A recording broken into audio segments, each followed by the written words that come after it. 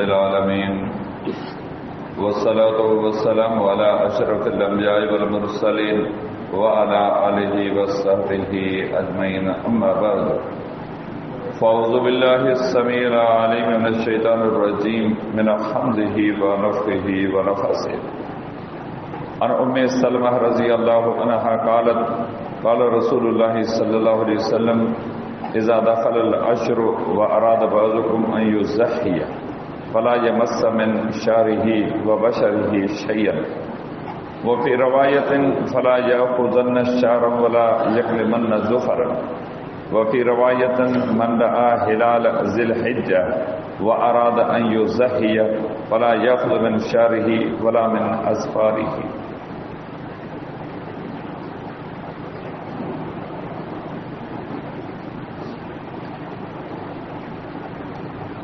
ज़िलहज जो महीनो अल्लाह जी तौफ़ीक़ उनकी रहमत सां चंद लम्हनि जे मुफ़ासिले ते आहे इंशाअल्लाह। मामूल वारो दर्स हदीस पोइते करे क़ुर्बानी जे हवाले सां रसूल करम सल्लल्लाहु अलैहि वसल्लम जो उम्मत के जेके नसीहतूं ऐं हिदायतूं आहिनि इन हवाले सां रब जी रहमत सां दर्स जी शुरूआत कजे थी।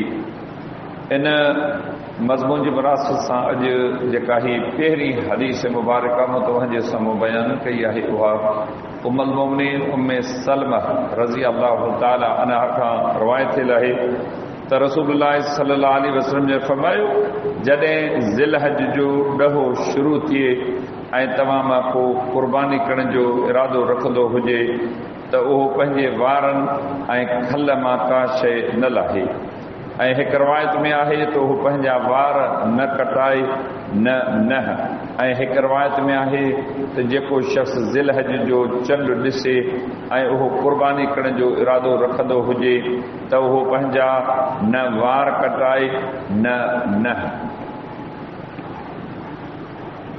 बयानु कयल हदीस मुबारका उम्मत जे मुस्लमान मर्दनि ऐं औरतुनि खे इहो दर्स ॾिए थी बेहैसियत हिकु मुस्लमान जे ही 5 फुट बदन अल्लाह जी ॾिनल अमानत आहे। शरीयत जो अमर है अमीन शख्स उहो आहे जेको अमानत में रती बराबर का ख़यानत कुपत ऐं ठगी न करे। जहिड़ी रीत अमानत उनखे रखण लाइ ॾिनी वई आहे अहिड़ी रीत उहो अमानत पंहिंजे मालिक खे वापसि करे।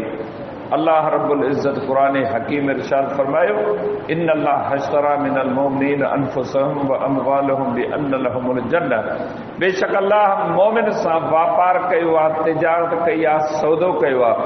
उन्हनि खां उन्हनि जी जान उन्हनि जो माल ॿई शयूं बेश्त जे इवज़ ख़रीद करे वरितियूं आहिनि। हीउ 5 फुट बदन अल्लाह असांखे ॾिनो आहे। शरीयत जो अमर इहो आहे त इन 5 फुटे बदन ते अल्लाह जो अमर लागू थिए, अल्लाह जे रसूल सल्लल्लाहु अलैहि वसल्लम जो हुकुम लागू थिए। अल्लाह पंहिंजे बाने खे कहिड़े हाल में ॾिसणु घुरे थो ऐं कहिड़े मिज़ाज तबियत खे इख़्तियार करण जो अमर करे थो। इन हवाले सां क़ुरान हदीस असांखे काफ़ी रहबरी कई आहे। ज़िंदगी जो को मसइलो अहिड़ो रहियल न आहे जंहिंमें मूंखे या तमाम कंहिंखे रहनुमाई जी का ज़रूरत ऐं घुर्ज हुजे। अल्लाह जी शरीयत ॾिसो पंहिंजे मञींदड़नि खे हिन हवाले सां दर्स ॾिनो आहे। अवी हिन पंहिंजे 5 फुटे बदन जा मालिक न आहियो। इन बदन ते अल्लाह जो निज़ाम रसूलुल्लाह सल्लल्लाहु अलैहि वसल्लम जो मुक़रर कयल निज़ाम लागू थियणु खपे। उनजो हिकिड़ो नंढड़ो मिसाल ही हदीस मुबारक आहे। शरीयत जो अमर इहो ई आहे हिन बदन खे अवी कीअं इस्तेमाल में आणियो। सुम्हण में, जागण में, खाइण में, पीअण में, छोड़ण मानण में, हिकु मामले में इनखे शरीयत जे ऐन तालीम मुताबिक़ अख़्तियार कयो। अल्लाह जी शरीयत मुस्लमान खे अमर कयो आहे व इन लिजसदिक अलैक हक़न ऐं हिन बदन जो तो ते हक़ आहे। शरीयत जो अमर आहे हिन बदन जूं जेके घुर्जूं ज़रूरतूं आहिनि जाइज़ हदुनि जे अंदरि पंहिंजे वस आहर उन्हनि ज़रूरतुनि खे पूरो करियो। हिन बदन जो इहो हक़ आहे उनखे कपिड़ो ढकायो वञे। लिबास जे मुतालिक़ शरीयत अहकाम ॾिना आहिनि नंगो घुमण, कपड़नि खां आजो थी घुमण कंहिं बि रीति इंसानियत न आहे। ऐं शरीयत अमर इहो बि कयो आहे त हिन बदन खे मुनासिब मिक़दार में खाधो पहुचायो। ॼाणी बाणी हूंदे सूंदे हिन खे उञो ऐं बुखियो न रखो, इहो बदन जो हक़ आहे, शरीयत जो अमर आहे। इशा जी निमाज़ अदा करियो, यकदम में सुम्ही रहो, हिन बदन जो हक़ आहे त जीअं इन जी थक लहे। सॼो ॾींहुं महिनत थिए थी, मशक़त थिए थी, वॾी तकलीफ़ खे बि ॾिसणो पइजो वञे थो, तंहिंजे करे इन बदन जो हक़ आहे त तव्हां राति जो सुम्ही रहो त जीअं फजर जी निमाज़ जे लाइ आसानी सां सुम्ही सघो। शरीयत जो अमर आहे हिन 5 फुट बदन ते वार पाइनि न पाइनि, उन्हनि सां कहिड़े क़िस्म जो सलूक करणु खपे। नबी अलैहिस्सलाम जी हदीस मुबारक आहे, पाण फरमायूं त हिन बदन ते जेके वार आहिनि उनमें मुख़्तलिफ़ जायूं आहिनि। बगलनि जे हेठि वार आहिनि, दुन जे हेठियां वार आहिनि, मथे ते वार आहिनि, शापर आहिनि। अहिड़े नमूने सां हथनि ते न आहिनि ऐं पेरनि ते न आहिनि। शरीयत इन हवाले सां बि पंहिंजे मञींदड़नि खे पाबंद कयो आहे त घटि में घटि 40 ॾींहंनि जे अंदरि अवी पंहिंजे वारनि जी सफ़ाई करियो। ईअं न थी हे वार तमामु वॾा थी वञनि। अलाह जी शरीयत हिननि ॾिहाड़नि जे हवाले सां पंहिंजे मञींदड़नि खे दर्स ॾिनो आहे। अवां मां जेकॾहिं को बि माण्हू क़ुर्बानी करण जो इरादो रखे थो, उनखे खपे त उनजे लाइ हिकिड़ो अलॻि ख़ासि हुलियो ऐं नमूनो इख्तियार करे।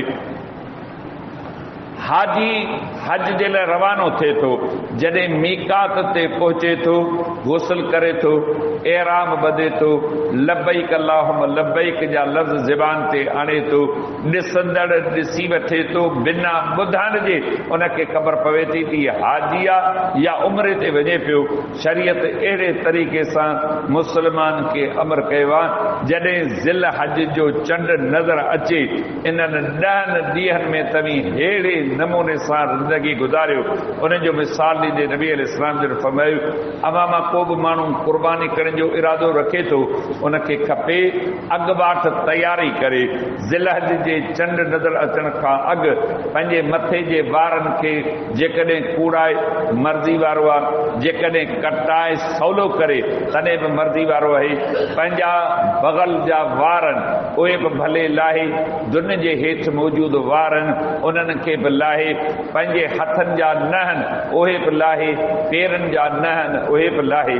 जॾहिं ज़िल हज जो चंड नज़र अचेनि, इन्हनि वारनि मां ऐं खल ऐं नहनि मंझां कुझु बि न वठे। ही शरीयत जो अमर आहे। सच पुछो, एॾी वॾी दिलेरी, एॾी वॾी जुरत सां मुस्लमाननि खे आहे, क़ुर्बानी बि कनि पिया, पर इन 10 ॾींहंनि में ॾाढ़ी बि कूड़ीनि पिया। ॾाढ़ी कूड़नि हू बि हराम आहे, नाजाइज़ आहे। शरीयत जो अमर कहिड़ो आहे? नबी अलैहिस्सलाम जो फरमान है, ऐफुल्लोहा वक़त ओ शवारिम, ॾाढ़नि खे माफ़ी ॾियो, उनजे हेठियां कत न वठो, मथां कत न वठो, कटे उनखे मोर न करियो। शरीयत जो अमर इहो आहे। अव्हां खे रब हिन होले में ॾिसणु घुरे थो, हिन दुनिया में सोहणे में सुहिणी हस्ती, मोहब्बत भरी ज़ात, जंहिंजे लाइ दिली तौर ते इज़त हुजे, उहा मोहम्मद मुस्तफ़ा सल्लल्लाहु अलैहि वसल्लम जी थी करे गुज़री आहे। इन अज़ीम शख़्सियत जी सीरत पढ़ो। संदन सीने मुबारक खे ॾाढ़ी भरींदड़ हुई, न मथां वरितऊं न हेठियां कत वरितऊं। जीअं अलाह जो अमर थियो, उन अमर मुताबिक़ नबी अलैहिस्सलाम जे चहिरे अनवर ते ॾाढ़ी मौजूद हुई। असीं मुस्लमान हिननि ॾाढ़नि सां कहिड़ो सलूक करियूं था। हिननि 10 ॾींहंनि में वञो तव्हीं हज मन वटि, अव्हां खे माण्हू ॾाढ़ी कूड़ींदे नज़र ईंदा। पंहिंजे घरनि में जेके क़ुर्बानी कनि था, उहे इन चंद ॾींहंनि जे लाइ इहा ॾाढ़ी पंहिंजे चहिरे ते नथा रखनि। ऐं सवाल करियो, क़ुर्बानी कई आहे? हा, क़ुर्बानी कई आहे। नबी अलैहिस्सलाम जी सुन्नत आहे, क़ुर्बानी कई अथऊं।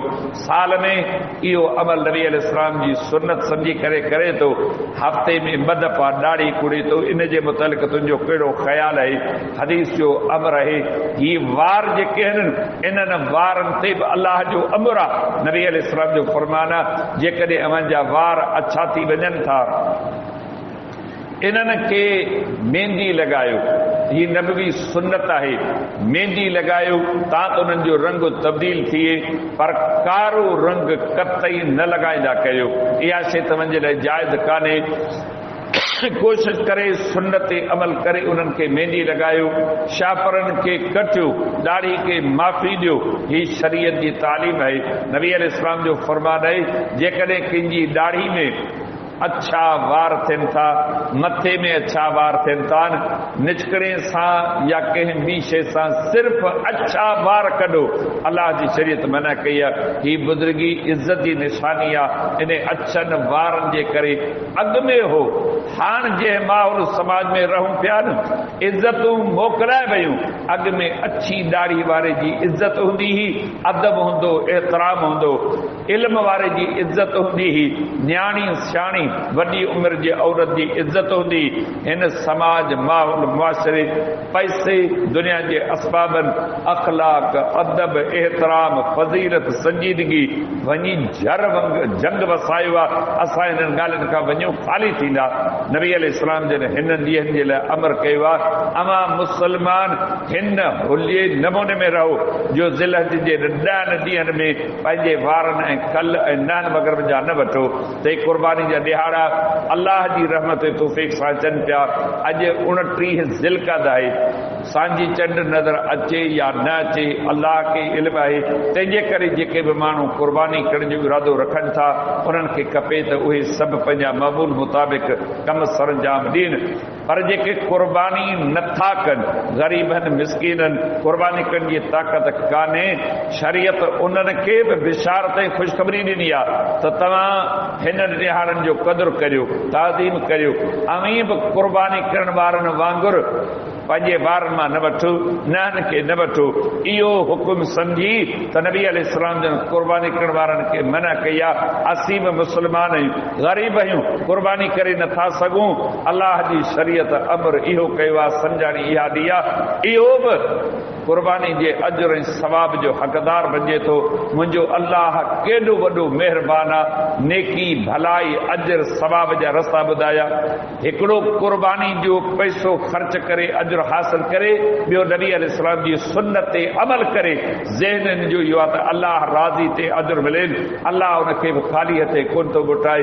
केतिरा सवाब जा कम ॿुधूं था, ही बि सवाब जो कमु, ही सवाब जो कमु, ही सवाब जो कमु। हिकिड़ा त कम आहिनि पैसनि वारा, इहे असांखां नथा पुॼनि, पर ॿिया मुफ़्त में कम आहिनि, को टको ख़र्च करणो कोन थो पवे। पर यकीन ॼाणो, गुरबत जूं दाहूं करण वारनि खे ॾिसूं था, मिसकीनी हाल जा रोअनि था। उन्हनि खे चवनि था हिन कम में को अजर कोन्हे, हीअ नेकी करियो त अजर में साईं नथो पुॼे। इन खां पुछिजे नथो त पैसा हुजनि तो पैसनि वारा कम कंदे। हक़ीक़त हीअ आहे, अमल असांखां नथो पुॼे। जंहिं शइ जो नालो अमल आहे, इहो न मुफ़्त थलियूं ख़बरूं, हवाई ॻाल्हियूं, रस्मी तौर ते सतह ते मुस्लमान आहियूं। हीअ सभु नसीहतूं दरस ॾियनि थियूं मुस्लमानों। अमल जे मैदान में असीं साबित कदम रहूं। अल्लाह रब्बुल आलमीन मूंखे अमां खे सभिनी मुस्लमाननि खे ॿुधायल, सेखारियल, सम्झायल ॻाल्हियुनि जी सम्झ अता फरमाए। हिननि ॾिहाड़नि जी इज़त ऐं अज़मत रखण जी तौफ़ीक़ अता फरमाए। वमा अलैना इल्लल बलाग।